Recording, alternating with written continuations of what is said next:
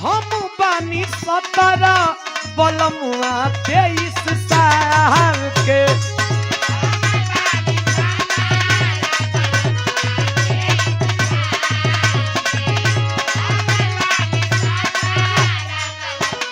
राहुल चौबानी 17 बलमुआ 23 साल के।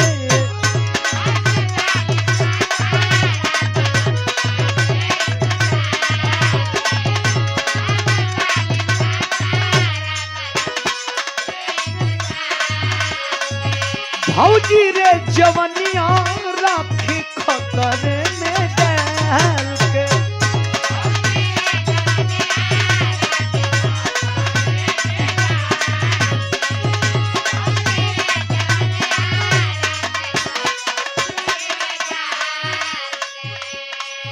अरे केतनो निमन होई त सतइबे नुकरी।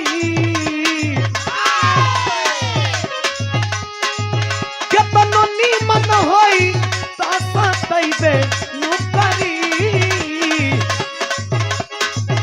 एतना फरक उमरिया में, एतना फरक उमरिया।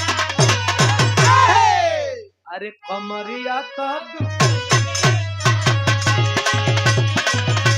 इतना फरक कमरिया में, कमरिया कब खैबे।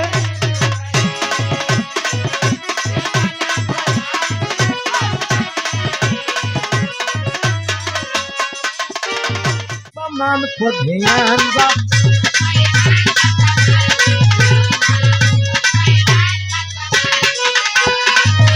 अच्छा बानी शराफत में आफत में जाऊंगा।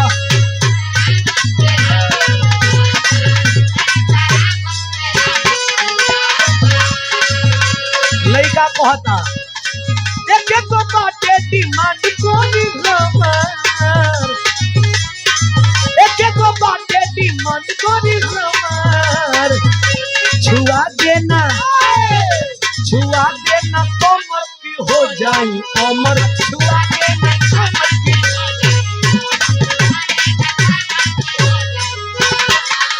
अरे कमर के कमाई से इमारत बनल बा, मजा मारत गोल बा।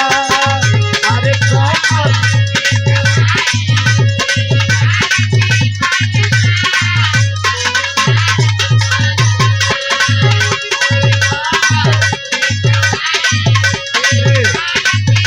बहुत सुंदर गायक और बहुत ही सुंदर भोजपुरी के राइटर।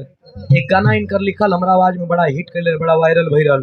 होली का तोरे घगरा में अगरा का ताज, बड़ा सुंदर गीत लिखेलन हमरे अंकित दीवाना जी चकिया ना इलिया चकिया से। आपके द्वारा पुरस्कार देवल गेल बा, दिल से धन्यवाद बा। होली आवत बा। अच्छा आपका दीवाना भोजपुरी चैनल भी एगो बा ना केहर बा। अच्छा बीच वाला बहुत धन्यवाद बा, प्रणाम बा। ए शुभकामना बा कि एकदम वायरल होखी जा रोज सभे चुकिरुआ सबके स्टैंड से हम लोग के चलत नहीं जा। दिल से धन्यवाद बा। कैसे अरे कमर के कमाई से इमारत बनल बा, मजा मारत बनल बा।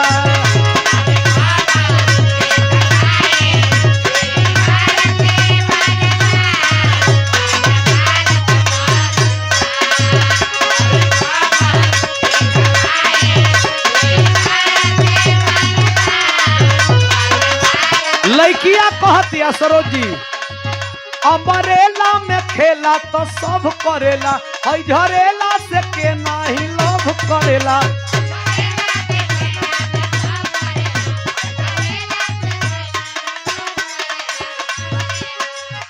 और हमारे अभिभावक में खेला तो सब करेला, हई झरेला से के नाही